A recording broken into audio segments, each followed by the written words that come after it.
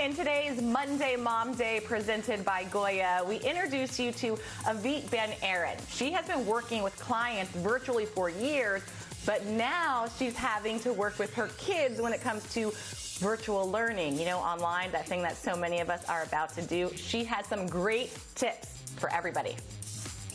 As a mom, I have 4 boys, and I was also thrusted back in March into figuring out ways of making sure everybody's happy and learning and being productive with their times. And also professionally, as the founder and clinical director of Great Speech, where we provide speech therapy services online, and we always have.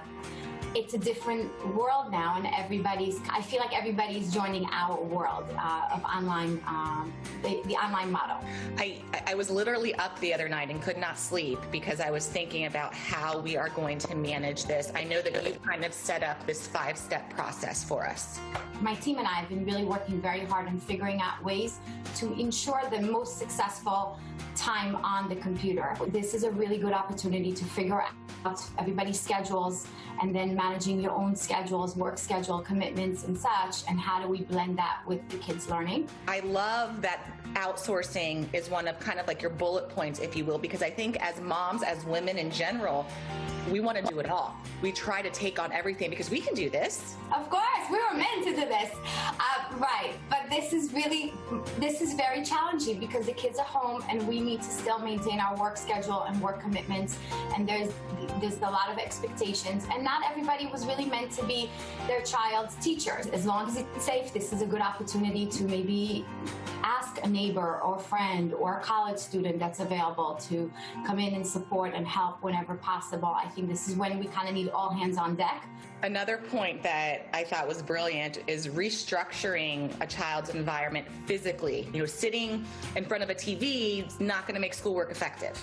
Not at all. Not at all, as well as sitting in the kitchen while I'm trying to cook dinner or run my own work meetings and then have a Zoom call. That's not going to work for anybody. So again, knowing in advance what we can do to try to make it a little bit easier and more conducive to learning.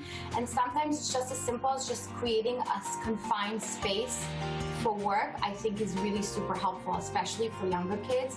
They know this is their learning space, this is their desk, this is their chair. You involve them in the process of how to set it up so that they are more successful, and they're really very much vested in the process as well. And that's a big point that you like to make. Keep kids included, value their input. This is their learning experience, and we definitely want to include them in this experience and get their input. I think as adults, sometimes we're just kind of like tunnel vision. Let's just get through this. Let's survive this. But this time period is going to be one heck of a memory for our kids. Yes, and it is, and there's something to be said for having lunch with your kids at home and seeing them throughout the day and being part of their learning experience. Yeah, most of us complain that we don't have enough time with our kids. Now that we do, we need to not get frustrated and kind of embrace it every once in a while. Avivit, thank you so much. These are excellent points. Appreciate it. Thank you for your time. I appreciate it. Thank you so much.